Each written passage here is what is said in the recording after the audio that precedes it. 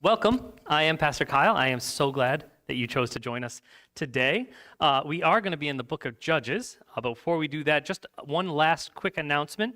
If you did not know that today is the day we are starting our membership class for anybody who is interested in joining in membership, and it is not too late to join. If you are interested in that, all you have to do is stay through the extra hour. They'll be doing Financial Peace University in here. Kids Club will be back there. And then starting at around 11:30, we are going to do our membership class. We'll be doing this book, I Am a Church Member. We're going to be covering the first 3 chapters today. And if you are just curious what it means to be a member of a church, or if you are actually interested in joining, we would welcome to have you join us. With that in mind, I want to take us back in time. I want you to think back on your life and think, have you ever had a bad boss? Just a terrible boss, someone who was a bad, Scott, you're not allowed to say yes to, but someone who is your employer, who was not an enjoyable experience to have them as your leader. For me, this happened to me when I was in college, actually between college and grad school. I found myself without work, and I was just picking up small jobs here and there, and I actually worked for a bakery down in Scranton, Pennsylvania. If you've never worked for a bakery, bakeries oftentimes make you start at stupid early times. I had to be at work for 4 a.m. Thing is, the bakery was an hour away from my house, so I had to be there. I had to get up and be out of my house by 3 a.m. to be there for my 4 a.m. shift. This bakery, though, wasn't just a bakery. It was also connected to a convenience store. The convenience store / gas station would stay open till around 10, 11 o'clock at night. And this manager really, really loved, for some reason, asking people to work close opens, which means I would work there till 10, 11 o'clock at night, go home, an hour home, and then have to come back, leave my house at 3 a.m. to come back to be there for 4. She also enjoyed hiring her friends most of the time, so most of the people I worked with were like 60-year-old women, which is not a problem for me. I grew up in traditional Baptist churches. Middle age is 80. But I was the young guy at 30. I was the young guy. And as such, I got all the jobs that none of them wanted to do, like get down on your hands and knees and scrape with a steel wool around the edges of the shelves. And by the time it was done, I actually tried to give my 2 weeks notice as I was leaving because I got another job somewhere else. I was really happy to be moving on. And she got mad at me and she yelled at me and she just started tearing me down and telling me how bad at work. I'm like, okay, then I quit. I'm done. And I left. It was a terrible boss. And she brought me down, personally, she brought me down emotionally, and yet still not the worst boss of all time. The worst boss of all time.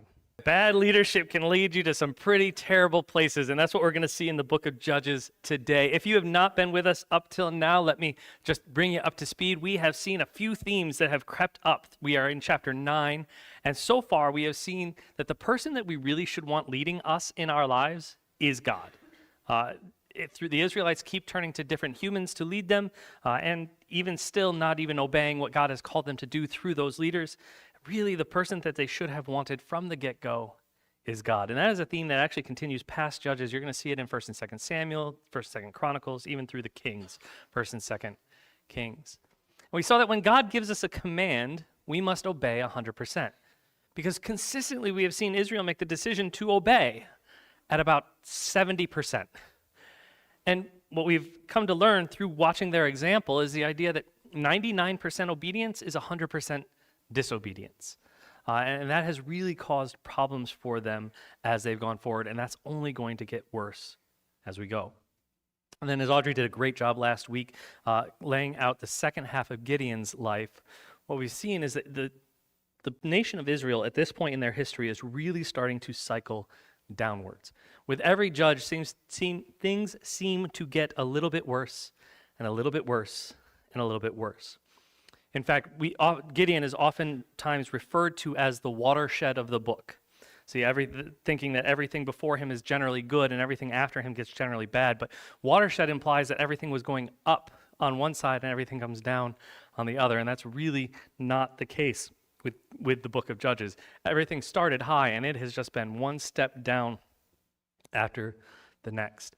And from this point forward, things are going off the cliff quickly, which is why I want to take one last opportunity to appeal to the parents in the room. If you are here and you have kids, I encourage you, please read ahead in the book of Judges. See what is coming next before we get there. Because if you desire for us to provide extra childcare when we cover some of the topics that are coming up through the rest of the book, we are happy to do that. We are just asking that you come have a conversation with us so that we know that that is necessary. We are going to keep it PG-13. We are not going to go crazy up here, but I want to give you that opportunity to request extra childcare if you think that it is necessary. Because at this point in the book, things are going downhill fast.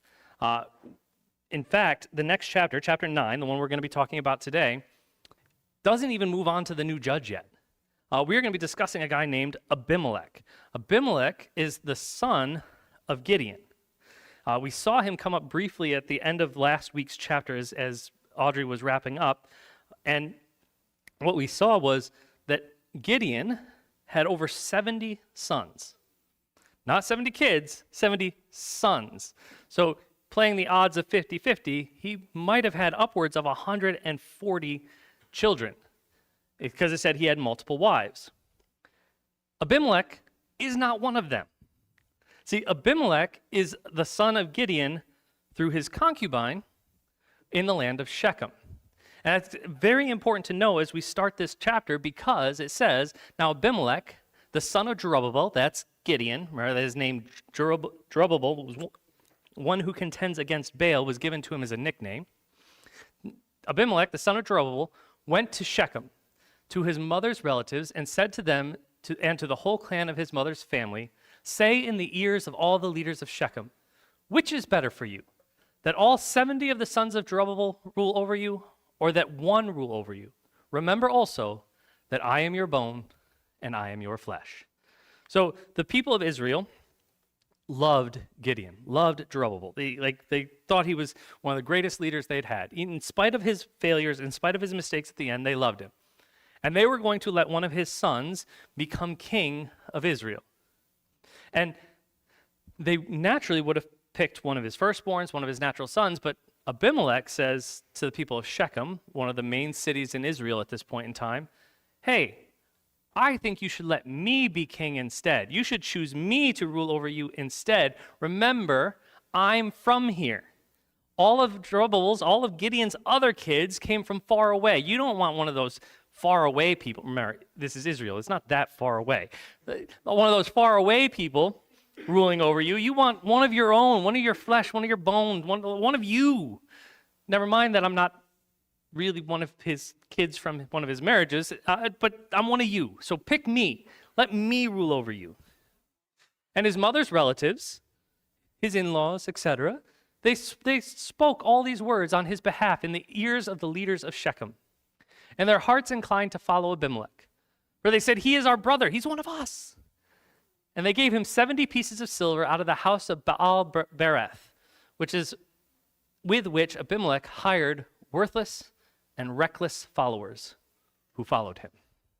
So they decide, because of Abimelech's relatives, Gideon's in-laws, they all get together and they convince the city, yes, let's pick Abimelech. And they give him some money so that he can go out, and he hires thugs, brutes, mercenaries, people who are really big, but not all that nice, who are going to fight on his behalf and help him become king in Israel.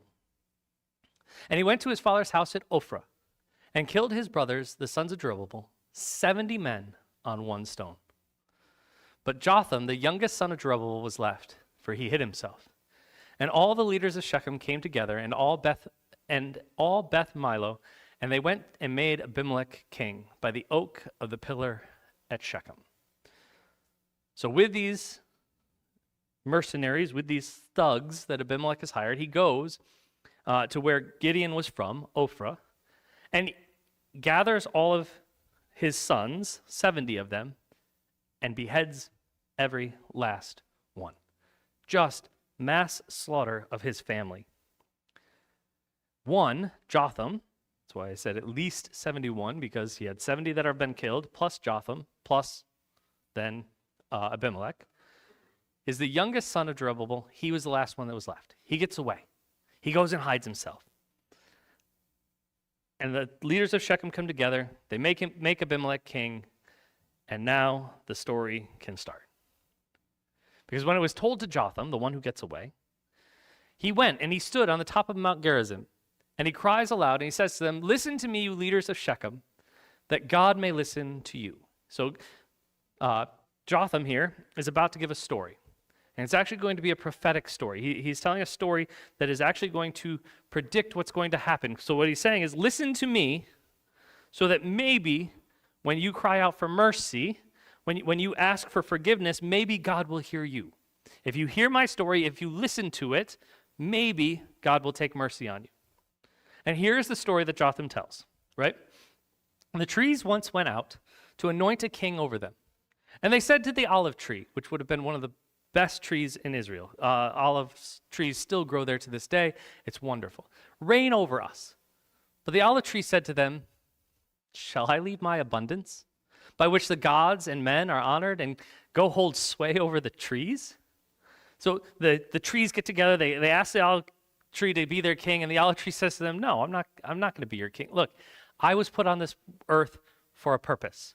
And my purpose is so good that it pleases God, it pleases human beings. Like I have been given a purpose on this earth, and it is not to rule over some trees. That's not what I'm going to do. I'm going to keep on my purpose. And the tree said to the fig tree, you come and reign over us. But the fig tree says to them, shall I leave my sweetness and my good fruit and go hold sway over the trees?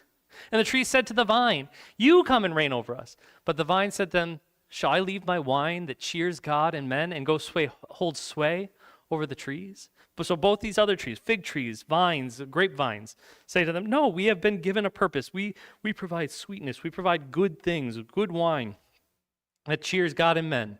And we're not going to leave the purpose that God has given us just to go be king over some trees. We're not going to do it. But then all the trees said to the bramble, you come and reign over us. And the bramble says to the trees, if in good faith you are anointing me king over you, then come, take refuge in my shade. But if not, let fire come out of the bramble and devour the cedars of Lebanon. There are a few funny things here. First, what is the purpose of a bramble? So if vines, purpose, create grapes, create wine, create grape juice, great. Figs produce figs, which are lovely and give us fig Newtons. And then you like olive trees gives us olives and olive oil. Great. Purpose of a bramble. Thorns, ouch, hurt, pain. The only purpose of the bramble is to cause hurt and pain, to keep predators away who would normally eat the things and cause pain. So the bramble's like, hey, you want me to be king?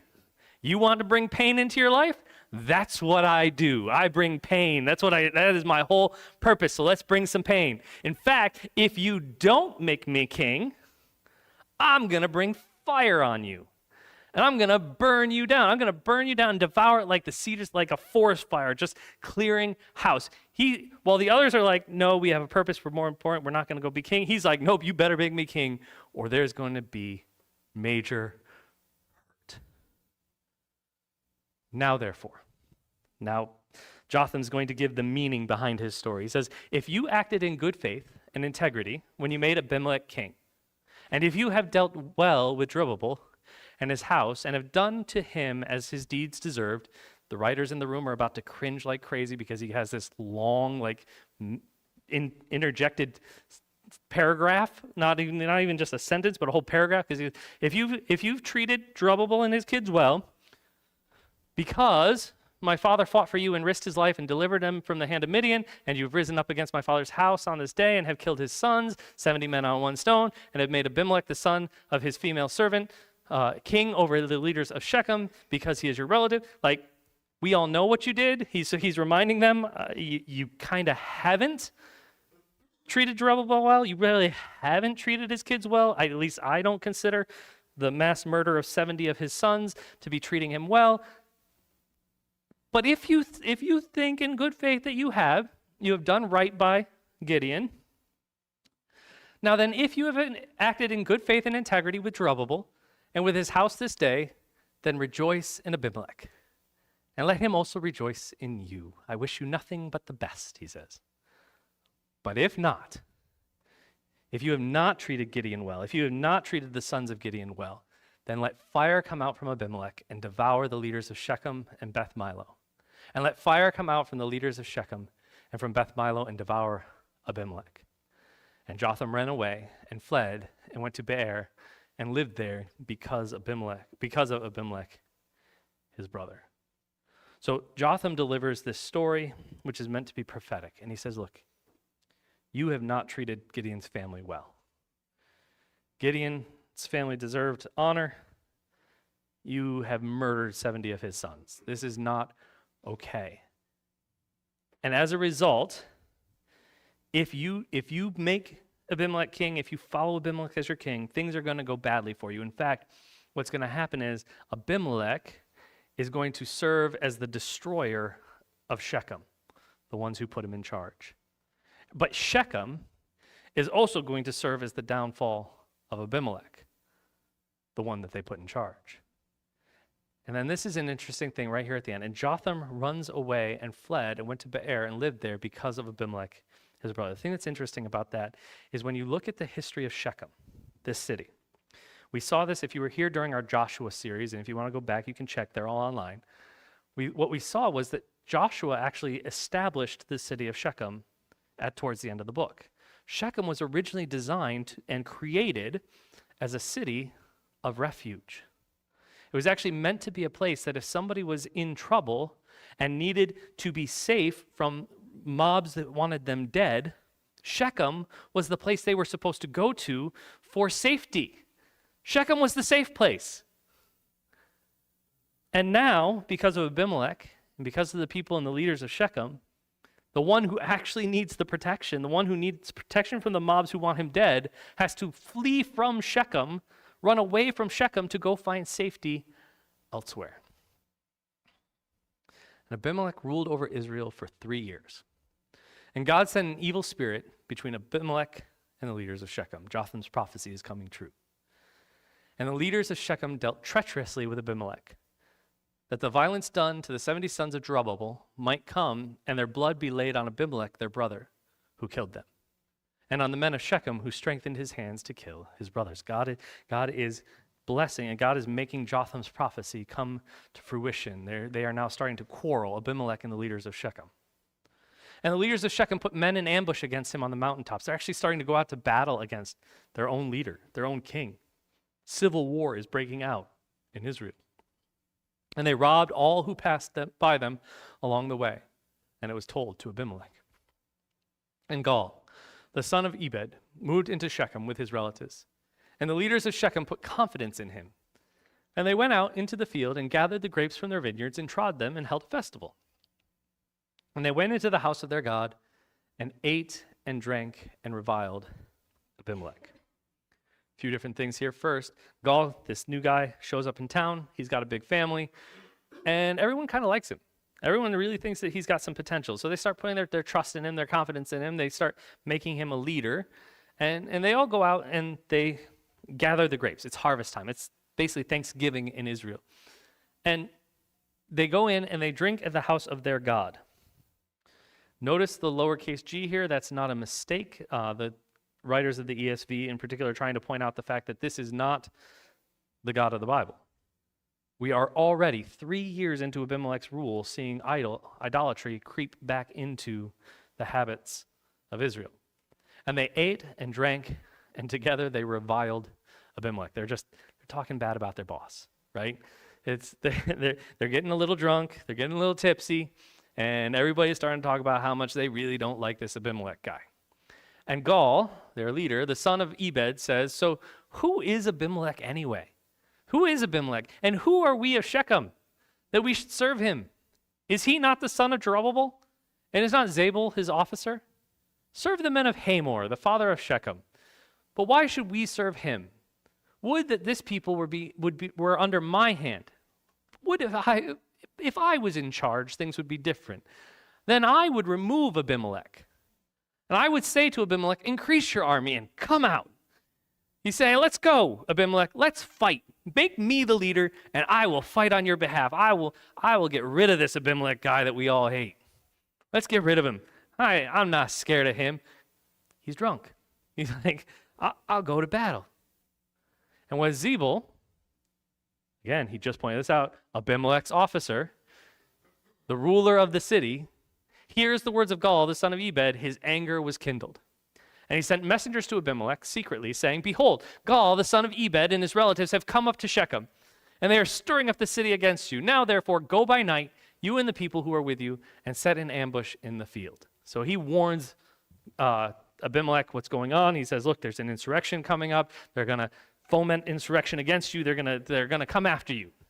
Then in the morning, as soon as the sun is up, rise early and rush upon the city. And when he and the people who are with him come out against you, you may do to them as your hand finds to do. So Abimelech and all the men who were with him rose up by night and set an ambush against Shechem in 4 companies. Israel is now in full-on civil war.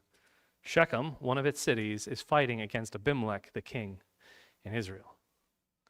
And they get up, he divides his men into 4 companies, and they divide up and they basically surround the city of Shechem. And Gaal, the son of Ebed, goes out in the morning, stood at the entrance to the gate of the city, and Abimelech and the people who were with him rose from the ambush. This is a great mental picture for me. Like, Gaal gets up in the morning. It's a beautiful day in Israel. It's sunny, much like today. Not too hot, not too cold, just perfect. He gets himself a cup of coffee in his mug. He walks out to the gate of the city, and he's just sipping his cup of coffee. And when Gaal saw the people, he said to Zebul, look, people are coming down from the mountaintops. And Zebul says to him, you mistake the shadow of mountains for men. He's drinking his coffee. He's like, I think there's some guys up there. And Zebul is like, who knows that Abimelech's coming. He's the one who warned him. He's like, nah, it's just shadows. Like, you know how you see clouds go by and you see the shadow like move across the mountaintop. He's like, it's no big deal. Don't worry about it. You're fine. And Gaal takes another couple sips. He looks up and he speaks again and said, no, look, people are coming down from the center of the land. One company is coming from the direction of the diviner's oak. And Zebul says to him, where is your mouth now, you who said, who is Abimelech, that we should serve him? Are not these people the people whom you despised? You want to fight? Go out now and fight with them. So you got Gaal looking at the mountain. He's got people coming down the center. He's got people coming from the diviner's oak. He's got people coming on every side. And Zebul, knowing what's going on, is like, you wanted to fight. He's here to fight. And Gaal went out to the head of the leaders of Shechem and fought with Abimelech. And Abimelech chased him, and he fled before him, and many fell wounded, all the way up to the entrance of the gate. And Abimelech lived at Arumah, and Zebul drove out Gaal and his relatives so that they could not dwell at Shechem. Now, in this case, Gaal kind of brought it on himself, but it is still the second time in this story where we see Shechem, a place where it is meant to be a safe place of refuge for people who are in trouble, putting somebody out because somebody wants them dead. It's supposed to be going the other way around. And on the following day, the people went out into the field, and Abimelech was told. He took his people and divided them into 3 companies and set an ambush in the fields. And he looked and saw the people coming out of the city. He rose against them and killed them. Abimelech and the company that was with him rushed forward and stood at the entrance of the gate of the city, while the 2 companies rushed upon all who were in the field and killed them. So after dealing with Gaal and his insurrection, now Abimelech is also wiping out all the people that Shechem had already sent out to ambush him in the fields. He's like, all right, we're dealing with this problem. We're going to deal with this problem too. So he sends people out to attack them in the field, but he also sends people to the gate of the city so that when they flee from the fields to try to get back into the city, he's got men waiting there too, wipes them out, right? Abimelech is holding court, and everyone is guilty. And Abimelech fought against the city all that day. He captured the city and killed the people who were in it. And he razed the city and sowed it with salt. When all the leaders of the tower of Shechem heard it, they entered the stronghold of the house of El-Berith And Abimelech was told that all the leaders of the tower of Shechem were gathered together. So the leaders all come together to this stronghold, this tower, because Abimelech has destroyed the city. Sowed it with salt means that not only is he destroying the crops for this year that they would have needed to live and to eat, but by sowing it with salt, nothing will grow next year either. He is guaranteeing that anybody who survives the initial attack will starve to death within the next 2 years. He is going to town. And Abimelech goes up to Mount Zalmon, he and all the people who were with him. And Abimelech took an axe in his hand and cut down a bundle of brushwood and took it up and laid it on his shoulder. So he gets this bundle of wood, puts it on his shoulder. And he says to the men who were with him, "What you have seen me do, getting this wood, hurry and do as I have done." So his whole army's out there. They're all gathering these bundles of wood. So every one of the people cut down his bundle and following Abimelech, put it against the stronghold, the tower where everybody was gathered. And they set the stronghold on fire over them so that all the people of the tower of Shechem also died, about 1,000 men and women. Abimelech is trying to wipe these people off the face of the earth. Their leaders have retreated he's already destroyed the city. He's made sure anybody who survives will starve to death. The leaders have come together. Those who did survive came together in this tower, and he burns the tower to the ground. And he's not done. Abimelech, this evil man, went to Thebez and encamped against Thebez and captured it. But there was a strong tower within the city, and all the men and women and all the leaders of the city fled to it and shut themselves in. And they went up to the roof of the tower. And Abimelech came to the tower and fought against it and drew near to the door of the tower to burn it with fire. So he goes on to the next city. He's done with Shechem. He's moving on to Thebez. He gets to Thebez, does the same thing, kills everybody. Leaders of the city flee to the tower, the place where they're supposed to have refuge. And Abimelech's like, "We've seen this movie before. We know how this ends." Gets a whole bunch of wood, throws it against the tower. He is all ready to burn another tower, another 1,000 men and women. He is going to wipe them out. And a certain woman throws the upper millstone on Abimelech's head and crushed his skull. I love the turn of events here. He's like, "We're going to get this." And this one just goes, whoop, nails him on his head, kills him dead. All right. Then he calls quickly to his young men, armor bearer, and says to him, "Draw your sword and kill me." So she didn't kill him dead. She killed him almost dead. And he says, "Draw your sword and kill me, and lest they say of me, a woman killed him." And his young man thrust him through, and he died. So Abimelech, at the hands of people near Shechem, is going to die. So Jotham's prophecy is coming true. And what's just truly glorious about these two verses is this woman throws this this stone down, hits him on the head, almost kills him. He's like to his young man, "Kill me so that no one will say that a woman killed me." And yet here we are, 4,000 years later, looking at scripture going, "Hey, a woman killed him." Like, that didn't work for him the way he thought it was going to do. But his young man thrust him through, and Abimelech is wiped out. And when the men of Israel saw that Abimelech was dead, everyone departed to his home. Thus, God returned the evil of Abimelech, which he committed against his father, killing his 70 brothers. And God also made all the evil of the men of Shechem return on their heads, and upon them came the curse of Jotham, the son of Jerubbaal. So even in this story, this epilogue to Gideon's story, before we move on to the next judge, we still reach the end and we see this point. Through Abimelech's evil, through all of the evil of the men of Shechem, even as everything is going wrong in the nation of Israel, it is still God who is in control through all of it. And it is not Jotham who goes out and gets revenge. It is God who returns the evil that Abimelech put out there. It is God who makes the evil of Shechem, the evil men of Shechem, face judgment for what they did. Through it all, God is the one in control, no matter what it looks like to the people in Israel. And that brings us to our so what. I totally thought I fixed this slide. All right, you get to see everywhere I'm going right on the front end. Great. First, legacy matters. Gideon did some great things in his life. But the second half of his life was pretty full of some pretty bad decisions. Audrey talked earlier about the millions and hundreds of millions decisions that we will make in our lifetime. Gideon made some pretty bad ones. And those bad decisions, at least one of them, led to the birth of Abimelech. And long after Gideon's death, that bad decision was still coming back to haunt him. Legacy matters. And the thing with legacy is, so often we start thinking of legacy when we get older. We start thinking of what's going to go beyond my life. What are people going to say about me once I'm gone? We tend to start thinking about that when we're in our 70s, 80s, 90s.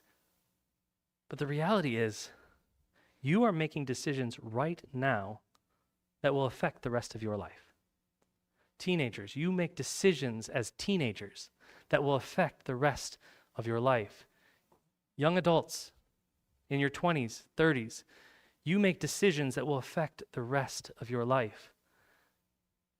Those of us who are parents, adults, grown-ups, I don't feel like a grown-up yet, but I feel like people are putting me in that category more and more. So I guess I'm a grown-up now. Like, we're making decisions that'll affect the rest of our life, but not just ours. Those we choose to invest in, those who we choose to let invest in us, these decisions matter. And they can ultimately have effects long past the end of our lives. The person you choose to date, the person you choose to marry, the job you choose to take, the things that you choose to make priorities in your life. These are all things that will form who you are and make a difference in your life and others. Second, short-term circumstances do not dictate God's long-term plan. So often we can become distracted by the things that are going on around us. In the case of anybody living in Israel during Abimelech's rule, things looked pretty bad. But God was still in control through all of it. God was still the one who was taking care of Israel, who had a plan for Israel and a path for Israel. If your circumstances have you here this morning feeling like, man, I feel like I'm all alone, like God doesn't love me, God doesn't care about me, let me tell you, your circumstances, as dire as they look, do not mean that God has forsaken you. In fact, I don't think it's a coincidence that you're here in this church where I can say you can look around this room and see people who, even if they are only meeting you today for the first time, genuinely care about you and are glad that you are here. No matter how dire your circumstances look, you have people in this room who care about you. Your circumstances do not dictate God's long-term plans. And then finally, choose wisely who you follow. The men of Shechem put forth a terrible, terrible leader.